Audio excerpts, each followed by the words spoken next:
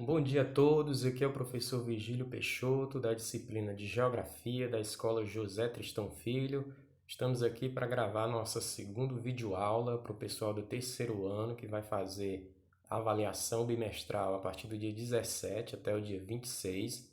Então nós gravamos esse material como um material auxiliar para facilitar aí a revisão de vocês nessa prova e também os bons resultados, né, que é o que todos almejamos.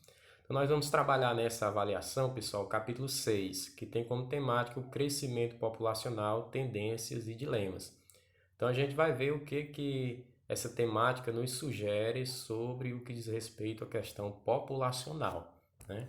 Então, para a gente entender um pouco sobre população, seu comportamento, seu crescimento, nós temos que compreender qual a ciência responsável pelo estudo da população. Então, a ciência que estuda a população e seus movimentos, nós chamamos de demografia. Essa palavra demografia é uma palavra, um termo grego, formada por duas outras palavras. O termo demo significa povo e grafia escrita. Então, na prática, ela pretende fazer uma descrição da população, né? E é também uma ciência. Então, se nós fôssemos conceituar a demografia, nós poderíamos dizer que é a ciência que tem como objetivo o estudo quantitativo das populações humanas, de suas variações, de seus estados, de seu índice de crescimento ou redução e do seu desenvolvimento econômico e dos processos de migração, além das condições sociais, natalidade, mortalidade, entre outros. Nós que estamos vivendo aí um momento de pandemia, né, podemos perceber o quanto é importante os estudos realizados pela demografia para calcular a questão do isolamento, né, a quantidade de tempo que isso tem que demorar e também as suas consequências no controle dessa epidemia. Mas no nosso caso de geografia, nós vamos abordar aqui quais são os fatores, né, que interferem no crescimento da população. Então, se nós formos analisar a população mundial, né, durante os dois últimos séculos aí, ou três últimos séculos, nós vamos perceber que ela tem uma tendência de crescimento. Só para a gente ter uma ideia, em 1804 a população mundial era de 1 milhão de habitantes. Um século depois ela já era de 2 bilhões de habitantes, né? E aí, outro século posterior, nós já estamos aí perto de atingir os 8 bilhões de habitantes. Acredita-se que no ano de 2023 a população mundial já será de 8 bilhões de habitantes. E como o nosso planeta não está em processo de crescimento, a área do planeta não está crescendo, né? Então essa população ela tende a exercer uma maior pressão sobre a área, sobre o território, né? E consequentemente sobre os recursos naturais. Daí a temática tendências e dilemas. Então, o dilema é na realidade no que diz respeito à falta de recurso, que pode ser variado, né? Desde recursos de água, recursos naturais em sua totalidade, como também até mesmo de território. A gente vê grandes problemas, principalmente problemas sociais, em lugares onde a população ela está muito concentrada. Então, nós temos algumas variáveis na demografia que nós precisamos compreender, né, essas variáveis, para a gente entender como é que eles chegam a esses resultados, como é que eles fazem a contagem da população ou até mesmo estimativas, né, como por exemplo essa que em 2023 seremos 8 bilhões de habitantes. Então, como é que eles fazem essas contagens? Então, eles trabalham com variáveis, entre elas nós temos a taxa de natalidade, taxa de mortalidade e taxa de mortalidade infantil, né? O que é a taxa de natalidade? É a quantidade de pessoas que nascem multiplicada por 1.000 e dividida pela quantidade total no momento de uma população de um determinado local. Da mesma forma, a mortalidade é a quantidade de pessoas que morrem multiplicado por 1.000 e dividido pela população de um local, né? Então, essas duas taxas, quando nós calculamos e apontamos a diferença entre elas, a taxa de natalidade e de mortalidade, nós podemos estimar o quanto a população está crescendo em um determinado período, né? Assim também como a taxa de mortalidade infantil nos dá informação sobre as condições sociais, condições de infraestrutura, condições de desenvolvimento da ciência e tecnologia, para que essa população tenha a mortalidade infantil reduzida em um determinado momento, né, em função que a grande taxa de mortalidade infantil aponta para a questão da falta de preparo, porque é nessa fase que a população ela está mais sujeita, né, ela está mais vulnerável a sofrer com infecções e doenças, problemas de parto e etc. E quando não se tem uma boa infraestrutura, isso pode influenciar na questão da mortalidade infantil. Então, países que têm uma alta taxa de mortalidade infantil geralmente têm fortes problemas sociais. Países que têm uma baixa taxa de mortalidade infantil são países que conseguiram resolver esses problemas. Então, teoricamente, estão numa situação um pouco melhor. Então, além das variáveis demográficas, nós temos também os fatores de crescimento, né, que também são outras taxas, são outros indicadores, outros índices, vamos dizer assim. Nós temos o crescimento vegetativo, que nada mais é do que a diferença entre a natalidade e a mortalidade. Então, a gente diz que quando uma população está com o crescimento vegetativo positivo, o crescimento natural, é quando a natalidade supera a mortalidade. Então, quando nascem mais pessoas do que quando morrem. Crescimento demográfico, crescimento populacional. Quando é que um país ou um estado, uma região está tendo crescimento demográfico? Quando o crescimento vegetativo é somado mais a taxa de imigração. Então, nós podemos ter um crescimento demográfico diferente do crescimento vegetativo. Por exemplo, quando o crescimento vegetativo é positivo, mas uma região ela tende a perder população pela migração, então o crescimento demográfico pode ser negativo. Então, embora esses termos pareçam termos diferentes, na prática pareçam termos parecidos, na prática eles são totalmente diferentes. E população relativa, o que vai ser a população relativa? A população relativa nada mais é do que a quantidade de população de uma área, de uma cidade, ou de um estado, de um local, dividido pela área, né? Então a gente pega a população absoluta de uma determinada área, o número total desse local, e calcula a área. Então, dependendo da quantidade de pessoas, nós podemos ter uma grande taxa de população relativa. Então, geralmente, grandes centros urbanos, como Fortaleza, São Paulo, Rio de Janeiro, tem muita gente concentrada naquele município. Então, a população relativa ela é elevada. Já em regiões onde nós temos vazios demográficos, como, por exemplo, na Amazônia e outras regiões do Brasil, mais no interior, então a população relativa ela é pequena, em função da área. Embora o Brasil seja considerado na atualidade um país populoso, ou seja, um país que tem uma grande população absoluta, né, ele não é considerado um país de uma grande população relativa, em função da sua área. O Brasil é um país de proporções continentais, então ele é um país que tem uma grande população absoluta, mas ele não é um país povoado em função do tamanho da sua área. Existe uma diferença entre populoso e povoado, vamos dizer assim, né? Então vamos para frente.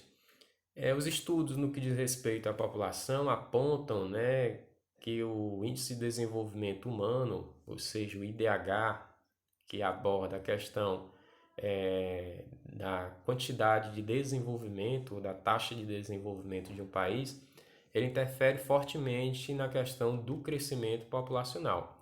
Países desenvolvidos têm um baixo crescimento populacional e países subdesenvolvidos têm uma alta taxa de crescimento natural. Então, como se houvesse uma relação entre nível de desenvolvimento e crescimento populacional. Então, a gente pode observar essa questão também no tamanho das famílias, né? Geralmente, famílias de baixo poder aquisitivo têm uma grande quantidade de filhos. E famílias de alto poder aquisitivo têm uma baixa quantidade de filhos. Então, geralmente, tem apenas um filho. Então, isso vai interferir na questão da renda, na questão da distribuição da riqueza, de oportunidades, ou coisa desse tipo, né? Então a gente vai fazer essa relação entre economia ou entre desenvolvimento e também crescimento populacional no que diz respeito à população. Então nós tivemos diversas teorias que estudaram as populações e encontraram essas relações que nós acabamos de falar. Nós temos aí 4 principais teorias: teoria malthusiana, teoria neomalthusiana e teoria reformista e teoria de transição demográfica. Então foram alguns pensamentos, né, que surgiram em função do crescimento populacional a nível mundial, né? São teorias na realidade são um conjunto de regras organizadas sistematicamente, vamos dizer assim, né, que pode ser aplicado a uma determinada área do conhecimento. Mas não necessariamente uma teoria ela é considerada uma lei absoluta, ela pode ser contestada, vamos dizer assim, ou pode ser desmentida, né, no futuro. Então, esses estudiosos, geógrafos, demográficos que estudavam população, eles encontraram algumas relações similares entre a população e estabeleceram regras que poderiam ser aplicadas. Aí a gente chama de teorias populacionais, né? Então vamos ver qual foi a primeira delas, a teoria malthusiana. Então, a teoria malthusiana, ela foi elaborada por um cara chamado Thomas Robert Malthus, daí a questão do nome, Malthusiana. Ele viveu de 1766 a 1834 na Grã-Bretanha, na Inglaterra, né? E ele escreveu um ensaio sobre o princípio populacional. Então, o que foi que Malthus percebeu? Em 1840, a Inglaterra ela era o berço do desenvolvimento da indústria, né? O berço da industrialização. Então, naquele período, a Grã-Bretanha, que faz parte da Inglaterra, ela tinha uma população de 10 milhões de habitantes. Meio século depois, essa população ela duplicou, ela foi para 20 milhões de habitantes. E se ela continuasse nesse ritmo, né, ela ia se duplicar a cada 50 anos. Logicamente que uma taxa de crescimento aceleradíssima. Então, quando o Malthus fez o estudo sobre o crescimento populacional nessa região, ele percebeu que o crescimento da população humana ela se dá em uma progressão geométrica. O que é uma progressão geométrica? Progressão geométrica é uma razão entre a quantidade de habitantes. Então, foi que Malthus percebeu. Se nós imaginássemos que a população lá da Grã-Bretanha, naquele momento, fosse de 2 habitantes, ela crescia em função de uma razão, que ele estabeleceu seria uma razão de 3, por exemplo, né? Então, era só você multiplicar 2 por 3 que você ia chegar no próximo resultado em um determinado período. Então, no caso, se multiplicarmos 2 por 3, nós iríamos encontrar o resultado 6. Então, posteriormente, né, depois de um determinado período, a população seria de 6 habitantes. E se essa razão se perpetuasse como um PG, então 6 seria multiplicado por 3, que daria 18 depois de um período igual. E assim sucessivamente, 18 por 3, 54, 54 por 3 é 162. Então, ao longo de um determinado período, dava para estimar o tamanho da população dessa região. Foi isso que Malthus percebeu com a sua teoria. Já a produção de alimentos, Malthus também calculou.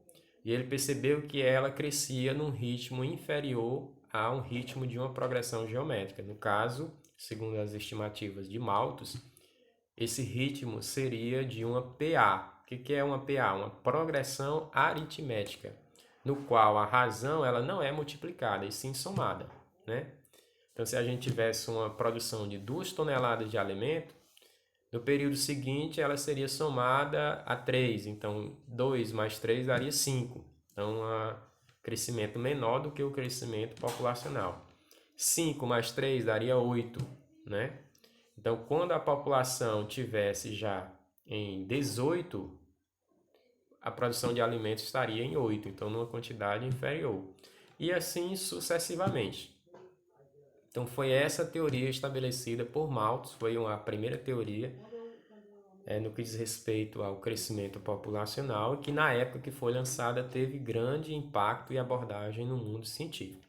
Então, Malthus acreditava que se o crescimento populacional continuasse naquele ritmo, nós teríamos fortes problemas de alimentação, né, nos anos que sucederiam. Então, isso foi no ano de 1840, né, nós estamos em 2020, então a gente teria nesse momento fortes problemas no que diz respeito à alimentação da população mundial. Mas a teoria de Malthus não se concretizou em função de um processo de desenvolvimento do campo científico de produção de alimentos, né? A agricultura evoluiu muito nesse período e o crescimento da produção de alimento conseguiu aí acompanhar até o momento o crescimento da população mundial. Então nós não temos no momento problema de abastecimento de alimentos. A outra teoria foi uma teoria que também levou em consideração aos pensamentos de Malthus, daí ela é chamada de teoria neomalthusiana. Ela associava o crescimento acelerado a um baixo desenvolvimento econômico. Ela era favorável ao uso de métodos anticoncepcionais para controle da natalidade, controle do crescimento populacional.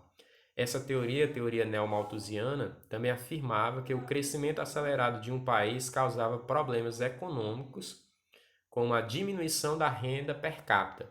Então, por exemplo, uma família grande, ela ia ter problemas econômicos, já que a pessoa que era o provedor da família, no caso o pai e a mãe, né, teriam que trabalhar bem mais para alimentar um número grande de filhos do que se eles tivessem um número menor, né? Então isso é óbvio também. Além do mais, eles afirmavam que o crescimento acelerado da população causava desemprego. Então muita gente no mercado, consequentemente nem todos encontrariam emprego. Também isso é algo bastante óbvio. Depois nós tivemos uma teoria que nós chamamos de teoria reformista. O que é que essa teoria reformista propõe? Ela propõe que a questão do crescimento populacional, na realidade, ela deu uma resposta à teoria neomalthusiana porque ela discorda da questão do crescimento populacional causando problemas econômicos, né? Então ela foi uma resposta ao pensamento malthusiano, pois afirmava que o crescimento da população era uma consequência da pobreza e não o seu resultado. Então não era que famílias de baixo poder aquisitivo tivessem muitos filhos, era ao contrário. Ter um baixo problema aquisitivo era o que proporcionava à família a ser numerosa. Então seria uma consequência e não um resultado. Então ela foi por um caminho diferente do que a teoria anterior. Então afirmava que o progresso econômico e científico, também diferente do que afirmava a teoria neomalthusiana, teria impulsionado o crescimento da população em países pobres, né? Então ela também discorda nesse sentido. Já que a medicina havia avançado bastante, a taxa de mortalidade diminuiria, né? Isso, consequentemente, faria com que o crescimento populacional se acelerasse. Então, daí o nome de teoria reformista, porque ela vai discordar da teoria anterior. E, por último, nós temos uma teoria que nós chamamos a teoria da transição demográfica. O que é que ela propõe, essa teoria?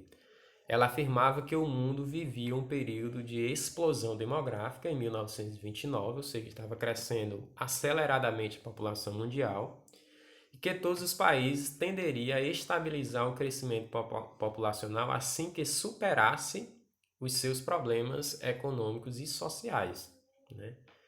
Então, eles propunham que todos os países iriam passar por um momento de grande crescimento crescimento populacional, e posteriormente, se eles conseguissem superar os problemas sociais dessa população grande, eles iriam entrar numa fase de estabilização. Então, essa tendência de crescimento populacional nós acompanhamos no nosso país, no Brasil, né, ao longo dos anos.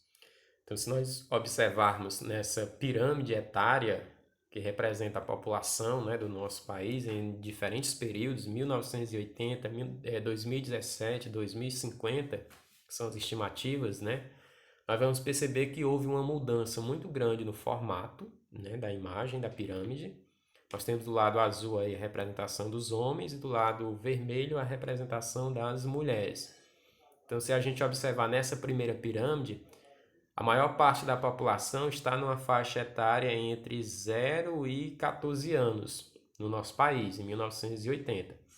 E a população com 75 e 79 anos é bem reduzida, por isso ela forma uma imagem de uma pirâmide, daí o termo pirâmide etária.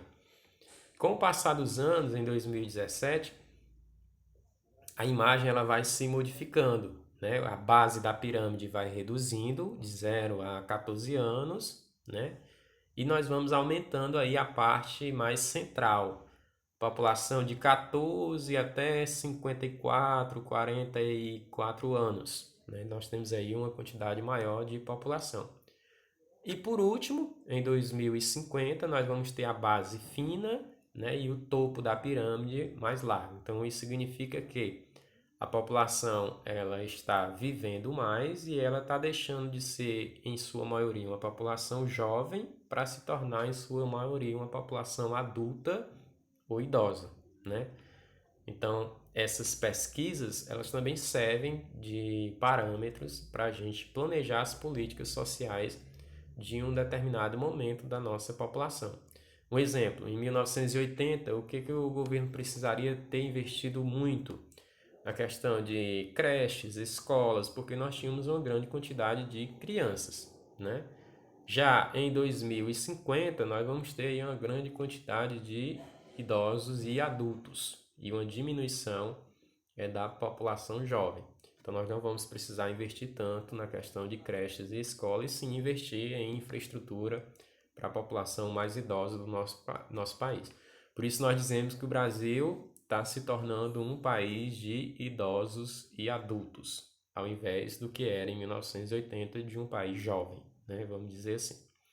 Então, o que a gente tinha para falar com vocês sobre esse conteúdo era basicamente isso. A videoaula vai estar disponível aí nos dois canais que nós temos, o nosso ambiente virtual Classroom e também os grupos de WhatsApp de vocês e as provas também. Nós vamos colocar nos dois canais. Então a gente agradece a atenção, deseja uma boa prova para vocês e até o nosso próximo encontro.